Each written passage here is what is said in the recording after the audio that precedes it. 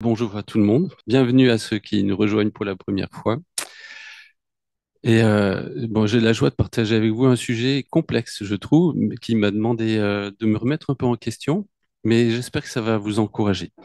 Peut-être ça vous est déjà arrivé, comme moi, d'aller faire les courses et on vous a donné une liste, pas de souci, vous l'avez vue en travers, et puis vous pensez l'avoir mise dans votre poche, mais elle est restée sur le bureau. Et là, vous dites, mince, il y avait quoi déjà? Alors, vous repensez à ceci, cela, et puis, ah, il y a peut-être ça qui serait bien aussi. Et en rentrant, vous êtes un peu mal à l'aise parce que celui ou celle qui vous a demandé de faire les courses vous dit, mais pourquoi t'as acheté ça? Effectivement, c'était pas sur la liste, mais vous en aviez tellement envie. Et puis, ça, c'était pas la bonne marque. Enfin, vous voyez de quoi je parle. Quand on sait plus trop quelle était la volonté de l'autre et qu'on a fait un peu sa volonté en pensant que c'était sûrement la sienne. Quand nous avons étudié le Notre Père, et à un moment donné, Jésus nous invite à prier, Père, que ta volonté soit faite sur la terre comme au ciel. Si on prie ça, on doit être les premiers à vouloir la faire. Mais encore faut-il connaître la volonté de Dieu.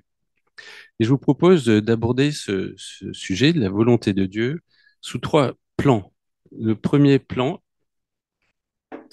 ça va être la volonté souveraine de Dieu. Le deuxième aspect de sa volonté, ce sera la volonté morale de Dieu ou son désir pour nous.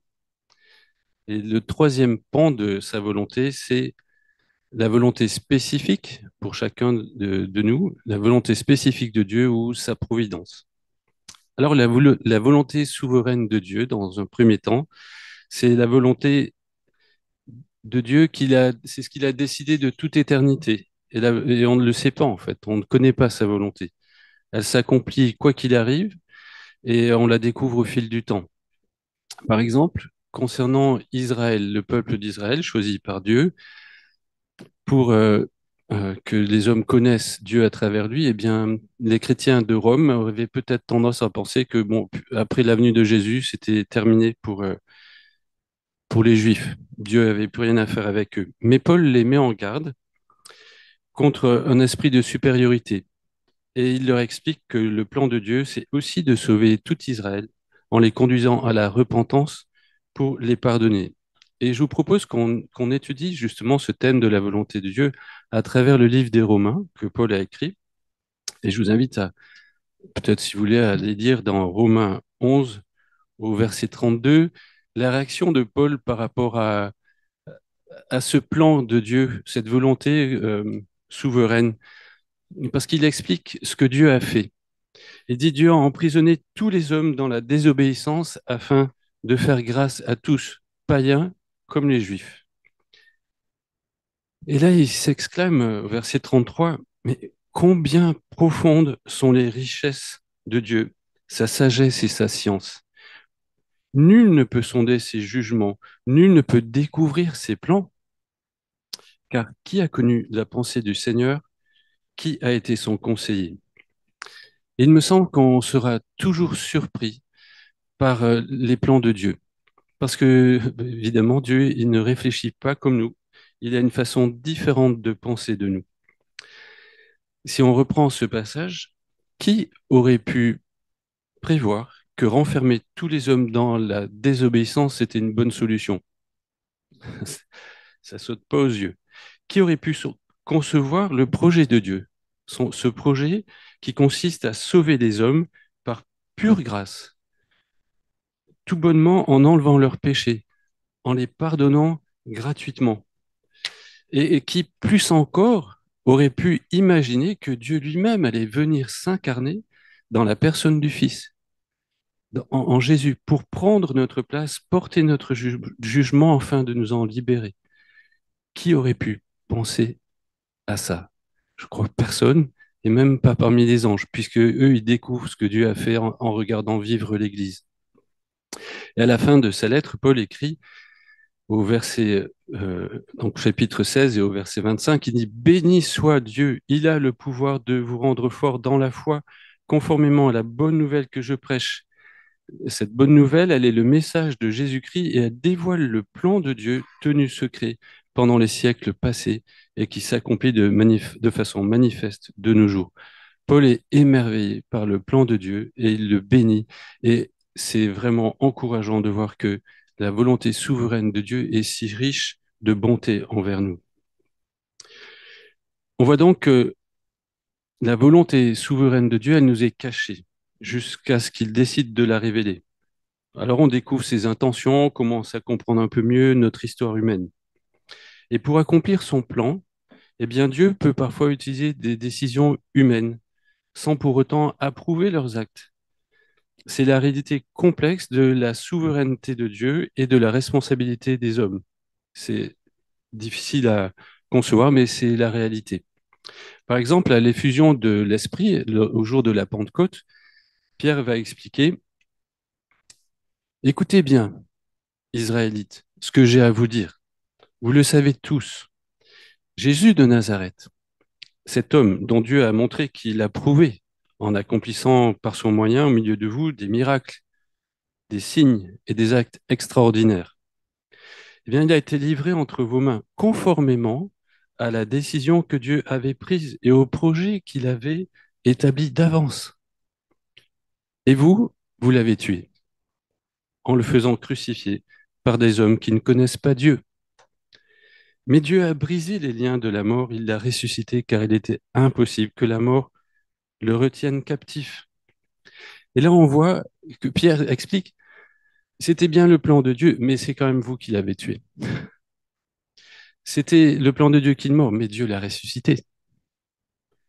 Et vous voyez, Caïphe, Judas, Pilate et les soldats romains, ils restent pleinement responsables de leurs choix et de leurs actes qui ont conduit à la crucifixion de Jésus, mais à travers eux, Dieu a accompli son plan de salut, sa volonté souveraine.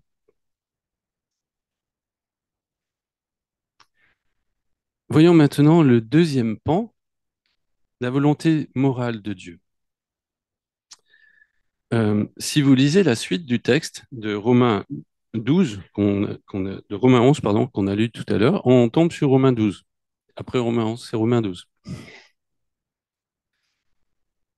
Et après avoir dit, Paul, le même auteur, après avoir dit, nul ne peut sonder ses jugements, nul ne peut découvrir ses plans, car qui a connu la pensée du Seigneur? Paul exhorte ainsi les Romains, les chrétiens romains, et il leur dit au verset 1, je vous invite donc, frères et sœurs, à cause de cette immense bonté de Dieu, à lui offrir votre corps comme un sacrifice vivant, saint, qui plaise à Dieu. Ce sera de votre part un culte raisonnable. Ne prenez pas comme modèle le monde actuel, mais soyez transformés par le renouvellement de l'intelligence pour pouvoir discerner la volonté de Dieu, ce qui est bon, ce qui lui plaît, ce qui est parfait. Alors, est-ce qu'il y a contradiction? Est-ce que c'est contradictoire? On peut la connaître, la volonté de Dieu, ou on ne peut pas la connaître? Juste avant, il dit, ah, la volonté de Dieu, qui peut la connaître? Et maintenant, il dit, bon, ben, soyez renouvelés dans l'intelligence, dans votre intelligence pour discerner quelle est la volonté de Dieu. Alors là, je pense que c'est important, il nous faut comprendre de quelle volonté il parle. De quoi est-ce qu'il est en train de parler? Et si on regarde le contexte, juste avant, il dit, eh bien, offrez votre corps comme un sacrifice vivant. Ça veut dire quoi? Vous n'allez pas vous mettre sur un autel. Non, vous allez offrir vos œuvres, tout ce que vous faites. Et vos œuvres, elles découlent de vos pensées. Donc, il faudrait que toutes nos pensées, tous nos actes soient offerts à Dieu et il faut que ça lui plaise. Eh bien, ça s'appelle la sanctification. Pour y parvenir, nous avons besoin d'une métamorphose. C'est le terme qui est traduit par soyez transformés. C'est une métamorphose. Nous devons être transformés de l'intérieur. Nous devons avoir une intelligence renouvelée. Et ça, c'est l'œuvre du Saint-Esprit qui, en venant en nous, va nous aider à voir les choses comme Dieu les voit, puisque lui, il est Dieu, il voit les choses comme Dieu, et il peut nous transformer de l'intérieur pour discerner sa volonté concernant notre manière de vivre, nos actions. Et cette connaissance de la volonté de Dieu va nous pousser à faire ce qui est bon, ce qui lui plaît, ce qui est parfait. Et là, j'aimerais qu'on comprenne que quand il dit qu'on a besoin que notre intelligence soit renouvelée, métamorphosée, c'est pas parce que c'est introuvable, cette volonté, c'est pas parce qu'elle est compliquée, parce qu'en réalité, elle est très claire, mais c'est juste pour que on sache, on la comprenne, qu'on comprenne que c'est ça que Dieu veut et que c'est ça que Dieu veut nous voir vivre. Autrement dit, la volonté dont dont Paul parle ici, ce n'est pas une volonté mystérieuse ni cachée, elle est longuement développée en détail dans la parole, et c'est ce qu'on appelle la volonté morale. C'est ce que Dieu veut pour notre vie, il veut nous voir vivre, c'est ce qu'il désire nous voir vivre. C'est intéressant de voir comment Paul parle de la loi dans Romains 7, 12. Il dit, la loi est donc sainte, le commandement est saint, juste et bon. Tiens, c'est drôle, ça fait un peu il faut trouver la volonté de Dieu qui est bonne, agréable et parfaite, hein, agréée de Dieu parfaite. Et là, le commandement, lui, il était saint, juste et bon. C'est un peu, ça résonne. Et en Romains 13, il dit au verset 8, ne devez rien à personne, si ce n'est de vous aimer les uns les autres. Car celui qui aime les autres a accompli la loi. En effet, les commandements, tu ne commettras pas d'adultère, tu ne commettras pas de meurtre, tu ne commettras pas de vol, tu ne convoiteras pas, ainsi que tous les autres se résument dans cette parole. Tu aimeras ton prochain comme toi-même. L'amour ne fait pas de mal au prochain. L'amour est donc l'accomplissement de la loi. Et ça vous fait penser à quelqu'un d'autre qui a dit ces choses-là. On va y venir. Mais c'est intéressant de voir déjà ce que Moïse disait quand il introduit la loi, enfin quand il présente la loi au peuple. Il dit, ce qui est caché est réservé à l'Éternel, notre Dieu. Ah, ça fait penser à sa volonté souveraine.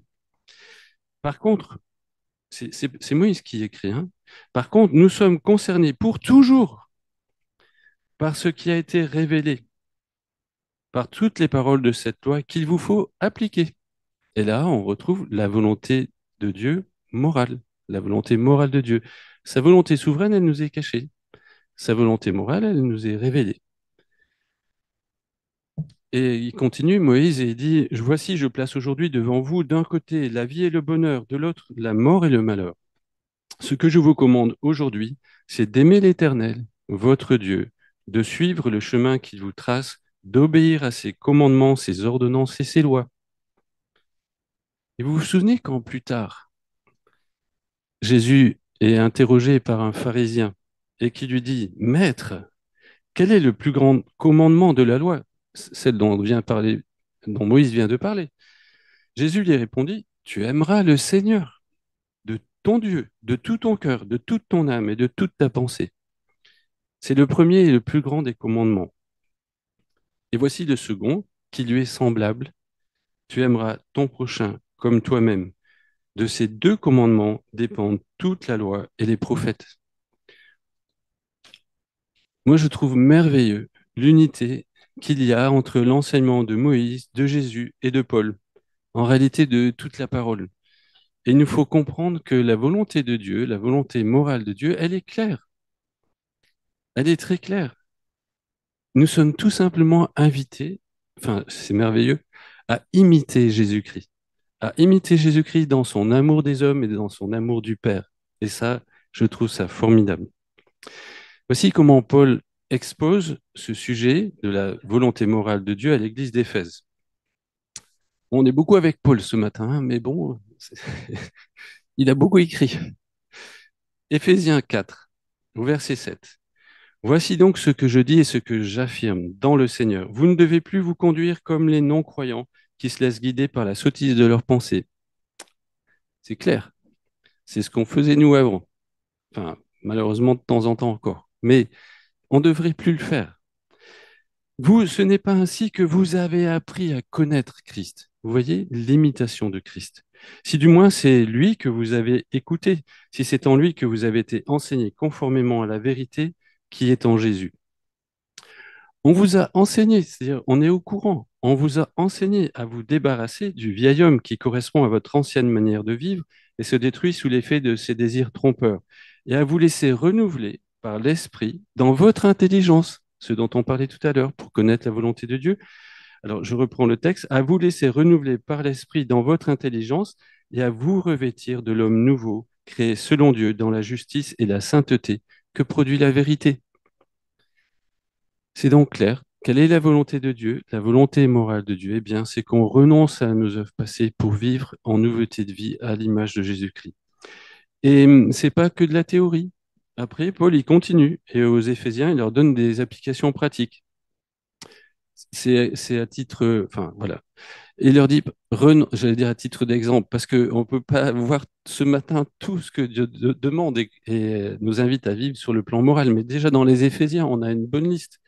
Renoncer aux mensonges et dire la vérité, ne pas minimiser la colère, ne pas voler, mais travailler et être généreux, veiller sur nos paroles pour édifier et bénir les autres, ne pas attrister le Saint-Esprit par de mauvais comportements, pas d'amertume, pas de colère, pas de méchanceté, mais de la bonté, de la compassion et du pardon entre nous.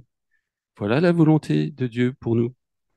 Et il explique pourquoi Dieu veut qu'on agisse ainsi.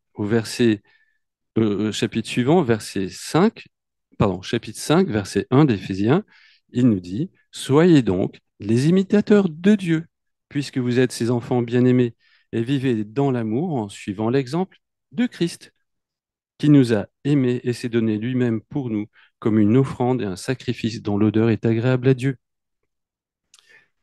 Voilà le motif. Euh, Nous sommes les enfants de Dieu, bah, on va faire comme notre Père. Nous sommes les enfants de Dieu, nous avons pour grand frère Jésus-Christ, on va faire comme notre grand frère. On va vivre comme on vivra au ciel, mais déjà ici sur la terre. Voilà la volonté de Dieu pour nous, sa volonté morale. Et il continue, l'apôtre Paul, avec des applications encore. Attention à vos sujets de discussion. Ni immoralité sexuelle, ni cupidité. Pas de grossièreté, mais plutôt des paroles de reconnaissance entre nous. Et il continue son explication. Il y a quand même beaucoup de choses hein, pour savoir ce que Dieu veut qu'on fasse. Car si autrefois vous étiez ténèbres, c'est verset 8 d'Éphésiens 5, si autrefois vous étiez ténèbres, maintenant vous êtes lumière dans le Seigneur. Conduisez-vous comme des enfants de lumière. Le fruit de l'Esprit consiste en effet dans toute forme de bonté, de justice et de vérité.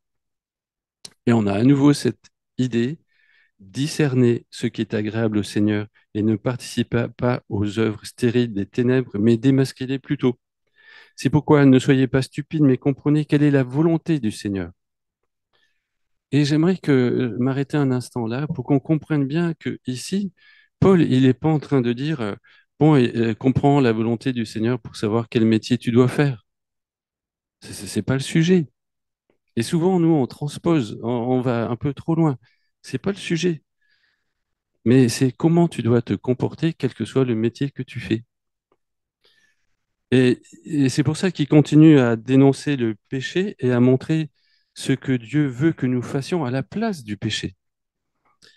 Il continue ses exhortations, Paul, et dit bah, pas d'excès d'alcool, mais une soif de tout ce qui est spirituel, c'est-à-dire chanter des hymnes, lire des psaumes, des cantiques, louer le Seigneur, être reconnaissant envers Dieu, être soumis mutuellement dans l'Église, dans le couple, dans la famille, au travail, et lutter dans la prière. Il termine sa lettre aux Éphésiens avec cette lutte dans la prière avec toutes les armes de Dieu.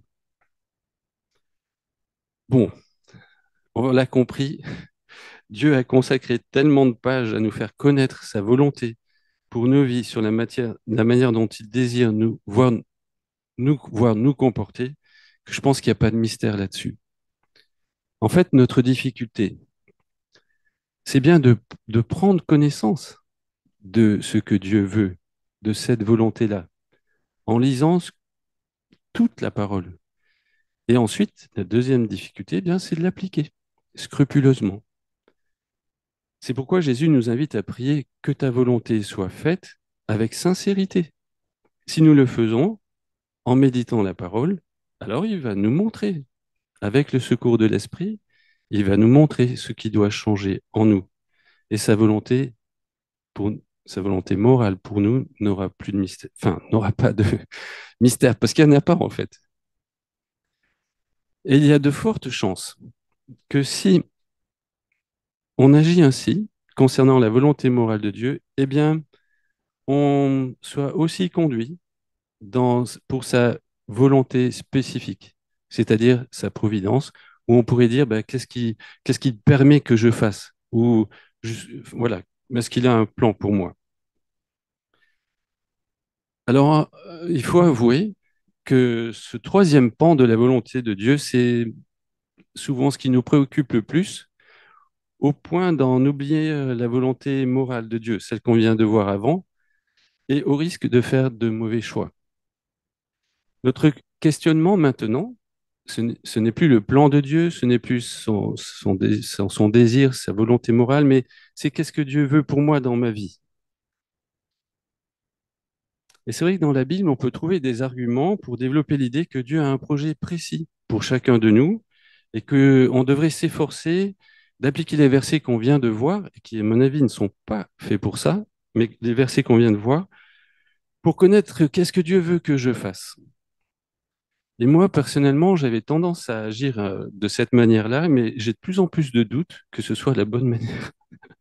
Vous voyez, de préparer une prédication, ça fait travailler, mais ça fait aussi, ça peut nous pousser à nous remettre en question, même, enfin, chacun. Alors, comment, par exemple, la question, comment Dieu veut-il que je le serve? Vous êtes sûrement posé cette question une fois qu'on se convertit. Eh bien, je vous invite à revoir l'exemple de Paul. Alors, l'appel de Paul, il est surnaturel. Une grande lumière, Ananias, enfin, les yeux, il est aveugle, Ananias vient le guérir et là, il ouvre les yeux. Et dès sa conversion, Ananias apprend que Dieu veut faire de lui un apôtre pour les païens et que ce service serait douloureux. Mais Paul, il n'a pas eu un programme bien plus précis, hein. C'était c'était un peu vague. Mais quand même, il savait que ça allait lui coûter. Eh bien, ce n'est que 8 ans après que on lit que le Saint-Esprit demande à ceux qui priaient avec Paul de mettre Paul et Barnabas à part pour les envoyer en mission. 8 ans, vous vous rendez compte? Bah, heureusement que Paul, il n'est pas resté les mains dans les poches, je ne sais pas ce que Dieu veut, j'attends. Il m'a dit que j'irai vers les païens, mais je ne sais pas quand. Non, tout de suite, à Damas, il a commencé à témoigner. Et il me semble qu'il en va de même pour chacun de nous. Nous sommes tous appelés à être des témoins du Seigneur, à être des témoins de son amour.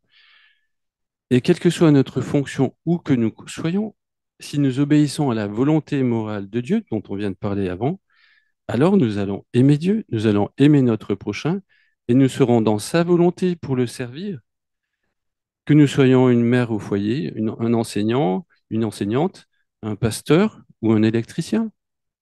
Vous voyez, souvent on dit, mais j'ai pas eu d'appel, ou mais si, on a tous un appel à témoigner, à être des serviteurs de Dieu, des témoins de son amour. J'ai bien aimé, en préparant cette prédication, une citation qui, est donnée, qui vient de Os Guinness et qui dit, le problème, enfin je vais le dire lentement, je vais peut-être le répéter, le problème, ce n'est pas que les chrétiens ne sont pas là où ils devraient être, mais c'est qu'ils ne sont pas ce qu'ils devraient être là où ils sont. Je répète, le problème, ce n'est pas que les chrétiens ne sont pas là où ils devraient être, parce que souvent on cherche, Seigneur, où tu veux que je te serve, qu'est-ce que tu veux que je fasse, avec qui je dois le faire, mais c'est qu'ils ne sont pas ce qu'ils devraient être là où ils sont. C'est-à-dire que où que tu sois, tu devrais être un témoin de Christ. Et c'est ça notre appel, notre service. Une autre question, c'est quelques questions que j'ai prises comme ça, hein, mais avec qui dois-je servir? Dans quelle église? Est-ce que je dois me marier?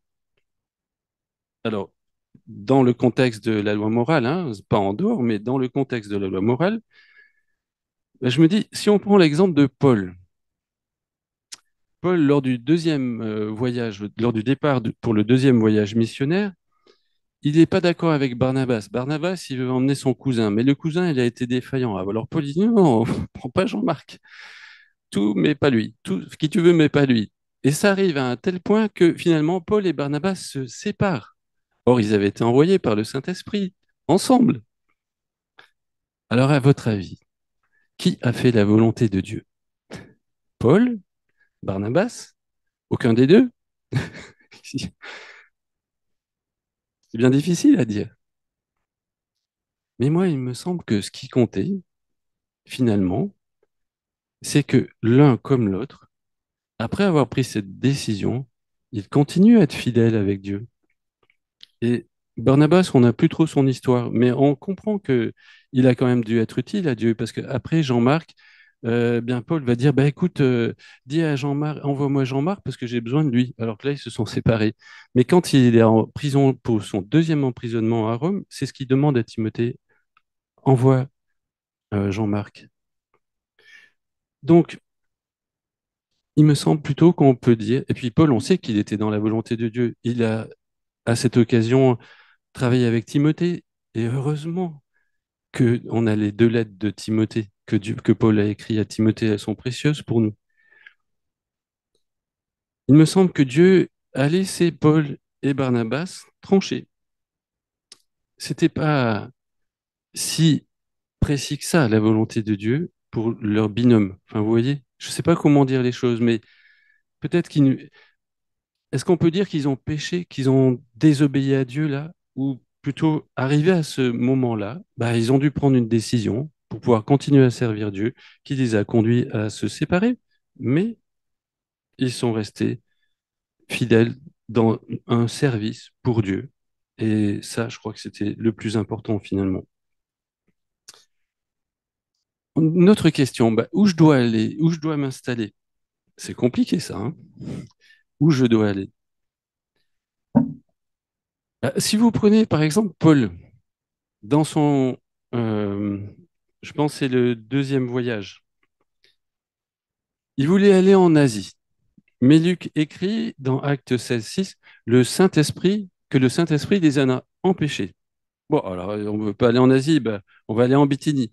Ah ben, pareil, le Saint-Esprit les empêche encore. Finalement, ils ont une vision, et là, avec cette vision, ils comprennent qu'ils doivent aller en Macédoine. Ben, je me dis, mais pourquoi le Saint-Esprit ne leur a pas dit plus tôt? Bah, puisque finalement, il donne une vision avec ce Macédonien, viens vers nous. Pourquoi il n'a pas dit plus tôt? Ça aurait été quand même, ça aurait évité bien des détours. Bah, il semble que Dieu nous laisse libres tout en nous conduisant. Parce qu'après tout, s'il leur avait dit tout de suite, allez en Macédoine, peut-être qu'il serait arrivé trop tôt. Peut-être que Lydie, la marchande de pourpre, elle n'était pas encore à Philippe. Et vous voyez, tout ça, ça nous échappe. Donc, à un moment donné, il nous faut nous saisir, je pense, de ce verset de Romains 8, c'est toujours dans les Romains, hein, où Paul écrit, nous savons en outre que Dieu fait concourir toutes choses, pardon, nous savons en outre que Dieu fait concourir toutes choses au bien de ceux qu'il aime, de ceux qui ont été appelés conformément au plan divin. Et là, c'est extraordinaire, parce que dans ce verset, on retrouve les trois volontés finalement, enfin au moins deux, parce que regardez, quoi qu'il arrive, nous pouvons toujours compter sur la grâce de Dieu, sur son secours, parce que Dieu nous a appelés selon son plan, sa volonté souveraine. Parce que qui de nous peut dire pourquoi Dieu nous a appelés? C'est Dieu qui l'a décidé. Et il conduira à toute chose pour notre bien. C'est la volonté de Dieu spécifique. Il va nous conduire dans les détails de notre vie. Si nous l'aimons, c'est-à-dire si nous obéissons à sa volonté morale.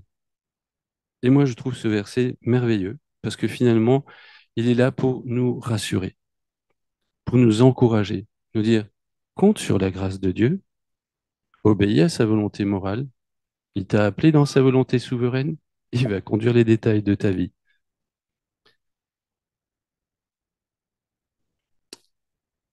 On vous a sûrement dit, il faut agir par conviction. Et moi, j'ai ce verset, tout ce qui n'est pas le produit d'une conviction est péché. Je ne sais pas si vous l'avez, vous aussi, ce verset-là en tête quand vous dites, il faut que j'ai une conviction. Et c'est là où m'amène à me remettre en question, parce que euh, si on imagine, vous voyez, si on imagine que Dieu a une volonté très précise pour ma vie, pour notre vie, en plus de la volonté morale, qui elle, on l'a déjà dit, elle est claire, hein, il ne faut pas y revenir dessus. Mais si pour ma vie, si il a une volonté spécifique pour ma vie et que je ne sois pas dedans, alors je désobéis. Si je désobéis, je pêche. Du coup, avec cette façon de voir, ben, moi, je pense qu'il y a deux risques. Enfin, j'en vois deux pour moi-même. En tout cas, je sais pas vous, comment vous le voyez, mais soit j'ose plus rien faire. Si je prends pas de décision, je suis pas contre la volonté de Dieu. Et comme ça, je pêche pas, tranquille. Sauf que si on fait pas le bien qu'on devrait faire, on pêche. Alors c'est déjà compliqué. Et l'autre façon de dire, bah, c'est faut que j'ai une conviction. Alors on cherche des signes. On n'aura peut-être pas une grande lumière, hein, ou méfiez-vous de la toison aussi. Parce que Gédéon, il savait ce qu'il devait faire, mais il avait peur. Et c'est pas pour savoir ce que Dieu voulait qu'il fasse qu'il a mis une toison, mais c'est parce qu'il avait peur. Mais Dieu est bon. Il lui a donné plus que la toison. Mais c'est un autre sujet. On va chercher des signes, on va chercher des versets, on va chercher des circonstances, on va chercher tout un tas de choses qui vont nous dire, ah, ça y est, j'ai une conviction. Et je pense que c'est assez dangereux parce qu'on peut s'induire en erreur. Et finalement, on va peut-être se déresponsabiliser en disant, mais oui, mais Dieu avait dit que. Maintenant, ça tourne mal, mais Dieu avait dit que. J'y peux rien, moi. Il m'a dit de faire ça. Ce serait pas très sage. Et en fait, je pense que c'est dangereux parce que c'est faux. C'est surtout ça. C'est pas le contexte, c'est pas le sens du verset. Le contexte de Romains 14, 23 montre que les actions faites, vous le relirez, hein, je vous donne la référence 14, 23, Romains 14, 23. Vous regardez le contexte. S'il s'agit des aliments, si tu manges quelque chose à contre-cœur, bah, là, tu pêches. En fait, si les actions faites par un chrétien sont faites avec foi et la conviction que c'est conforme à la parole, alors elles sont bonnes. C'est-à-dire si je suis bien dans la volonté de Dieu morale. Si à l'inverse, il pense qu'elles ne sont pas selon la volonté de Dieu, mais qu'il les fait quand même, alors il pêche en le faisant, puisqu'il est en train de faire quelque chose dont il pense que Dieu ne veut pas. Vous comprenez? Donc finalement, s'il y a un doute sur une action, il vaut mieux s'en abstenir. Sinon, tu pêches. C'est dans ce sens. Si tu n'as pas de conviction, ne le fais pas. Mais c'est pas. Enfin, je vais vous donner une illustration. Si tu invites à table un chrétien qui pense que manger du sang, c'est un péché, et puis tu as préparé du boudin, il va peut-être en manger par politesse.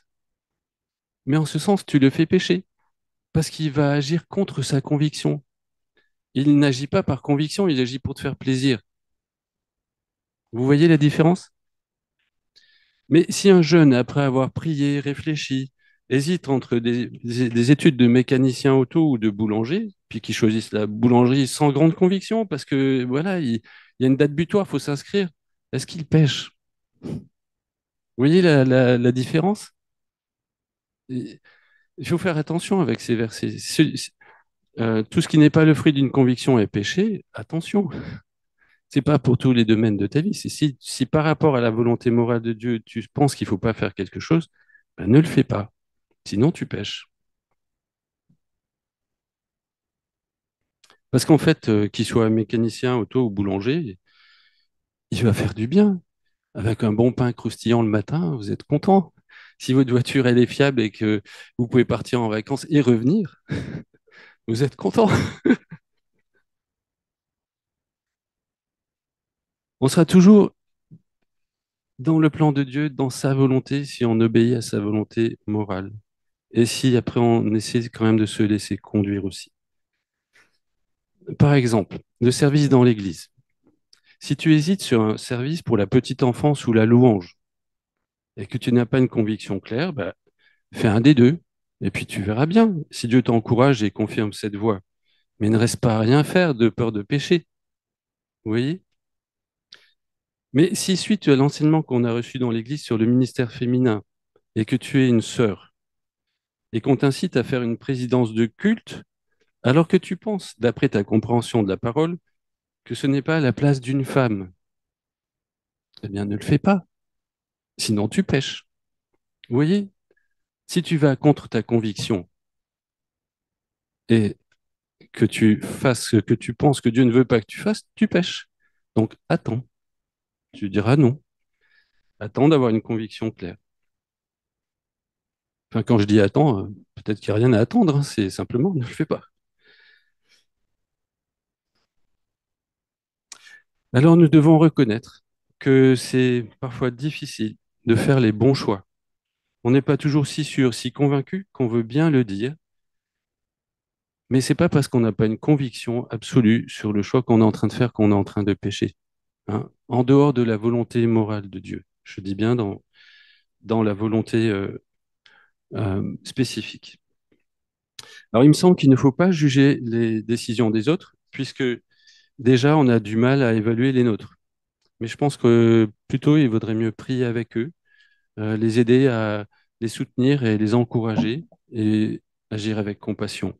Par contre, par contre, si on voit qu'un frère ou une sœur fait un choix qui clairement le conduit à pécher, parce qu'il se met hors de la volonté morale de Dieu, alors là, il faut aller l'avertir. Et avec compassion, parce qu'on sait que nous aussi, nous péchons. Finalement, il nous faut assumer nos choix avec la grâce de Dieu, être responsable. On va continuer avec Paul. Il y a quelque chose d'étrange. Paul, dans son troisième voyage, il veut aller à Jérusalem. Il veut aller à Jérusalem. Mais au fil du voyage, les gens lui disent, ne va pas à Jérusalem. Et pourquoi ils leur disent, ne va pas à Jérusalem? Parce que l'Esprit les avertit que ça va mal tourner. Et Paul lui-même est averti que ça va mal tourner. Il y a un prophète qui vient, qui lui prend sa ceinture, et puis, enfin bref, il lui donne une petite explication pour lui dire que tu vas être arrêté par les Juifs et livré aux païens. Tu vas te retrouver en prison. Et alors, les amis de Paul qui sont avec lui, et visiblement Luc avec, Luc qui écrit le livre des Actes, au chapitre 21, au verset 12, il dit, en entendant cette déclaration, nous, c'est-à-dire Luc aussi, il lui dit, nous avons supplié Paul de ne pas monter à Jérusalem. Mais il nous répondit, mais que faites-vous là? Voulez-vous me briser le cœur avec vos larmes? Je suis prêt, moi, je suis tout à fait prêt. Moi, non seulement à aller en prison, mais même à mourir à Jérusalem pour le Seigneur Jésus. Et Luc continue en disant, bah, comme nous n'arrivions pas à le faire changer d'avis, nous n'avons pu insister et nous nous sommes contentés de dire que la volonté du Seigneur soit faite. C'est difficile. Enfin, non, plutôt, c'est dire s'il est difficile de savoir si on prend les bonnes décisions ou pas. En réalité, on doit admettre que Dieu nous laisse libres tout en nous conduisant. Paul, s'il fait le choix d'aller à Jérusalem, il doit prendre ses responsabilités. Tout le monde lui dit n'y va pas parce que les gens l'aiment. Ils n'ont pas envie de le voir en prison et encore moins de le voir être décapité ou pendu ou crucifié. Mais Paul, lui, il prend ses responsabilités. Il dit, je suis prêt non seulement à aller en prison, mais à mourir pour le Seigneur. Et si Paul n'avait pas été prêt à aller en prison et même à mourir, il aurait mieux valu qu'il n'y aille pas. Ça aurait été plus sage. Parce qu'en effet, Paul a été arrêté, il a été mis en prison, et finalement, il est mort en martyr. En conclusion, il me semble qu'on comprend assez facilement ce que représente la volonté souveraine de Dieu et sa volonté morale. Pour ce qui est de sa volonté spécifique, il nous semble, avec les frères, on en a discuté avec les trois autres, enfin Jean-Daniel et Pierre et Thierry, il nous semble qu'on puisse dire que Dieu nous laisse libres tout en nous guidant. Et du coup, la question à nous poser, ce serait pas tellement est-ce que tel choix est celui que Dieu a prévu? C'est pas est-ce que tel choix est celui que Dieu a prévu, mais plutôt est-ce que ma façon de choisir est selon Dieu? Et est-ce que je fais ce choix avec arrogance ou avec une attitude de dépendance, comme Jacques nous y invite, puisque Jacques disait, voici ce que vous devriez dire, si le Seigneur le veut, nous vivrons et nous ferons ceci ou cela. Alors j'espère vous avoir encouragé euh, avec cette réflexion sur la volonté de Dieu à bien différencier, enfin encourager en différenciant bien ce qui est clair dans sa parole, et puis après, sa conduite pour nos vies. Et il me semble que bah, on peut lui faire confiance. Lui il connaît l'avenir, il sait de quoi demain est fait, il sait déjà qui sera le président ce soir, il sait ce qui va se passer. On peut lui demander de nous guider parce que lui, justement, il sait ce que nous ne savons pas et il le fera. Et à un moment donné, sa volonté spécifique, elle va quand même s'éclairer, devenir claire et on va finir par comprendre. Que le Seigneur vous bénisse.